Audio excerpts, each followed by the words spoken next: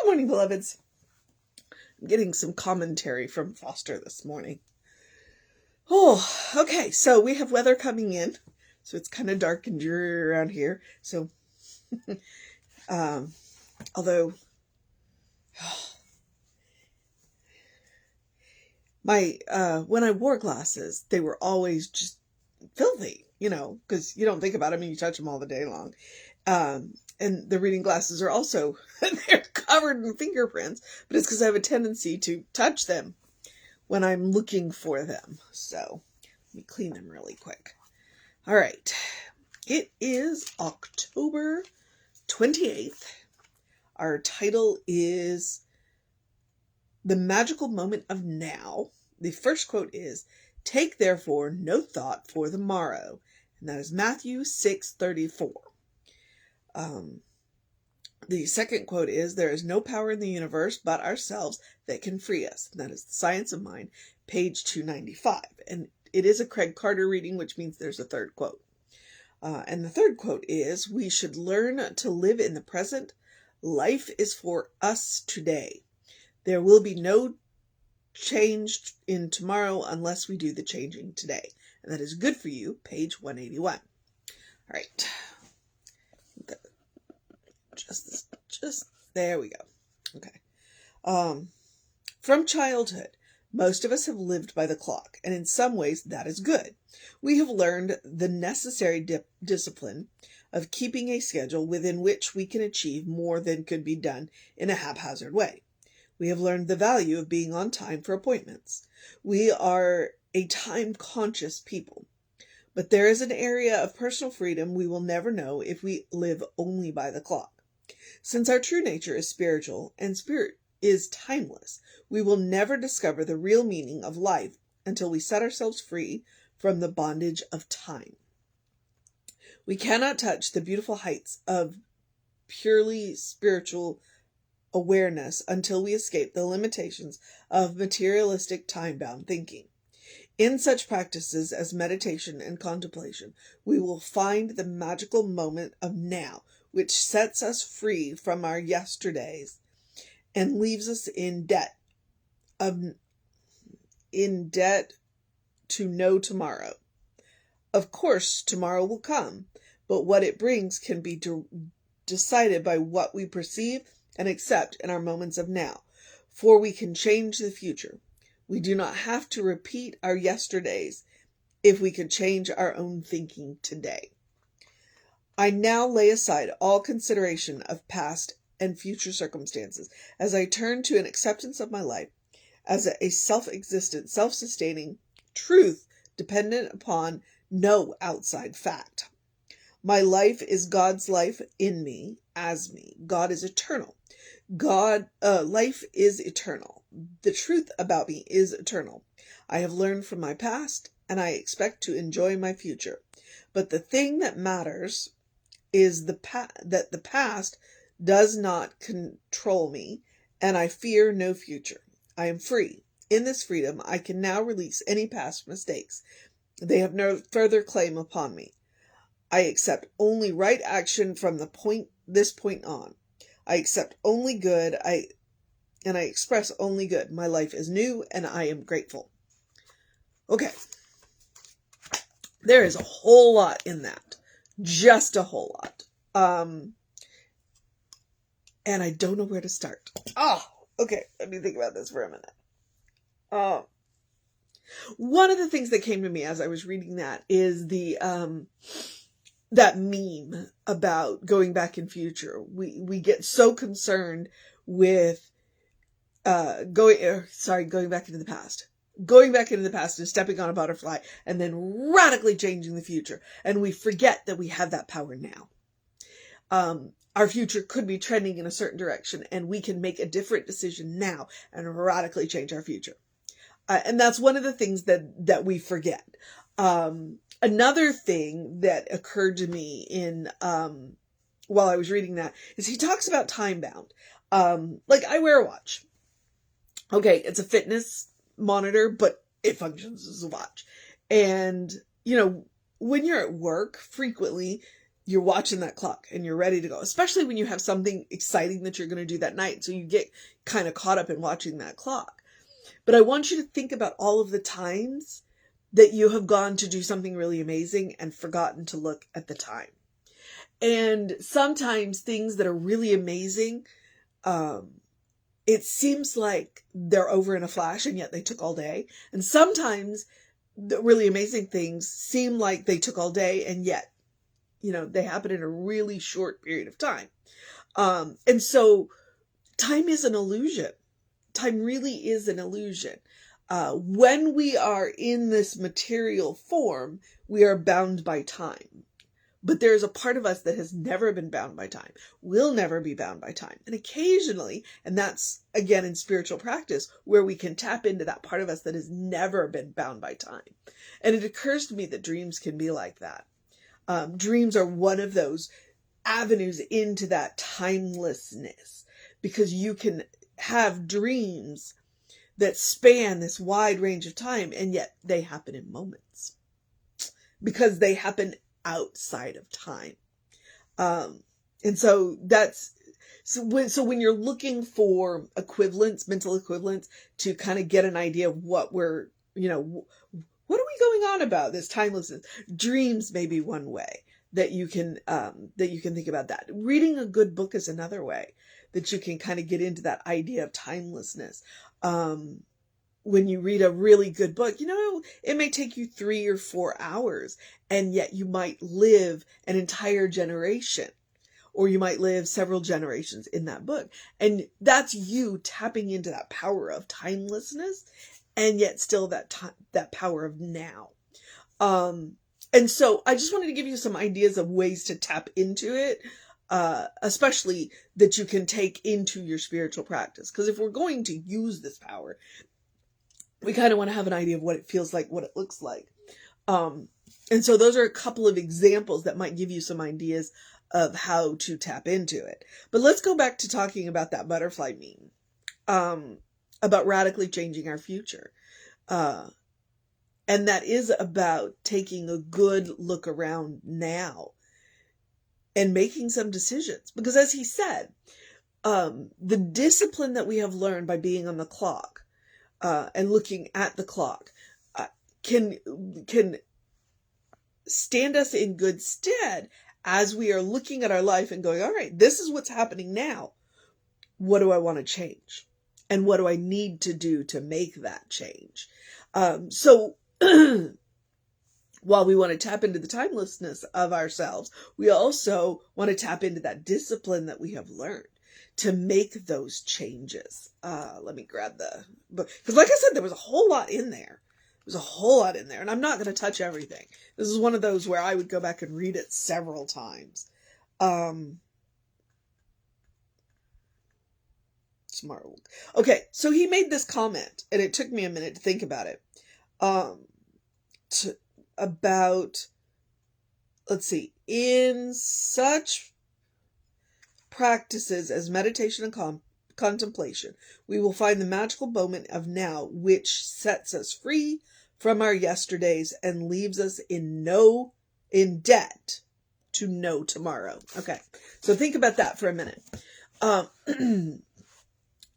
was raised Catholic, and so I was raised with this concept of guilt, which leaves you tied to your yesterdays. All right. So yes, we have all made mistakes, and probably most of us will continue to make mistakes going forward. But what we don't want to do is we don't want to be tied to the mistakes of yesterday. We don't want to be tied to the guilt. What we want to do, because it's not just that we're going to wipe that away. It's like, nope, we've learned those lessons. We have incorporated those lessons. We will not make those mistakes again. And if necessary, we've made our amends and we have moved forward. So we have let go of yesterday. And now we are looking at tomorrow. Tomorrow's coming, whether we like it or not. Why not make our decisions and our choices today, in the now, that will affect tomorrow, and we will walk forward debt free? Whatever decisions we are making, so that we are not making those mistakes that will keep us tied, that will keep us tied to a debt in the future. It's like, we can change that now. We can change that now. All we really have is the present. All we have is this moment. But we can change our past by reframing it, by learning those lessons, by taking those lessons, incorporating them in, by making our amends. And then, like I said, reframing it. Okay, yes, I have made mistakes, but they do not have to continue to cloud my future. I will take the lessons that I have learned. I will incorporate those lessons, and I am going to move forward guilt-free. Okay? And I have made my amends that were necessary for me to make to do that. And now, in this now, because I have dealt with my past, now I'm going to take a hard look at my life. I'm going to take a good look at my life. I'm going to take an in-depth look at my life. And I'm going to go, all right, what changes do I need to make going forward? What lines do I need to hold going forward? What small step can I do today that will radically change my future? I can tell you one small step that will radically change your future. Love yourself. No matter what happens, love yourself. If you can do that, that will radically change your future. All right? Trust me on that. But don't trust me on that. Try it. I ask you to trust me, but 9 times out of 10, when I'm asking you to trust me, what I'm saying is try it for yourself. Try it for yourself. That is the point of spiritual practice. It is to try it for yourself, to get in touch with the source of your own being, to get to know your God self on a conscious level, and see how that works out for you. See how that works out for you. All right. I think I'm going to let whatever else is left in that lie for another day. If you go back and watch these more than once, you'll pick something up different the next time. There's a whole lot packed in that. And what I'm going to remind you, let's see, because that's what I'm thinking is like, okay, there's so much in there. How can I pick a mission out? Because there's so many. The mission today, should we choose to accept it? And I'm going to choose the first line of his affirmation at the bottom. The mission today, should we choose to accept it, is to lay aside all consideration of past and future circumstances.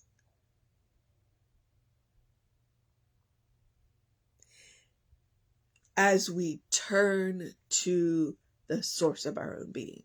All right? The rest of his line is, as I turn to an acceptance of my life as self-existent, self-sustaining truth dependent upon no outside fact. All right? So, let us lay aside all the considerations of the past and future and turn to the source of our own being and say, this is the source of my life. This is the source of my good, and it is not dependent on any outside material fact. And see what good comes of that. And that, my friends, my beloved children of God, as we all are, is a heck of a bite to chew, but worth it. But worth it. All right, so that is your mission. For a moment, lay aside the past. Lay aside the future. Let it take care of itself. And you focus on the now of you as a beloved child of God. All right? Okay. The other mission is the same mission I give you every day, which is to do something loving for yourself, do something kind for yourself, do something compassionate for yourself, whatever that looks like. Big, small, doesn't matter. Point is to practice on yourself. You deserve your own love. You deserve your own kindness. You deserve your own compassion. You are the best subject to practice on for multiple reasons. One, I'm encouraging you to create a habit. I'm encouraging you to create this default setting so that no matter what happens, your first response, because you're creating that initial response of who you really are, which is a beloved child of God, of kindness, of compassion, of love. It also helps you to create a bank so that when you meet people who need a little extra, you've got plenty to share. You're plugged into an inexhaustible source of love, kindness, and compassion. That's why we practice every day. Okay? And it looks like self-care, and it looks like joy. It looks like making a point to actually enjoy your life. All right? No matter what's going on. No matter what's going on. You deserve joy. You deserve love. All right? So practice on yourself. You will never look in the eyes of someone that God does not love, especially your own.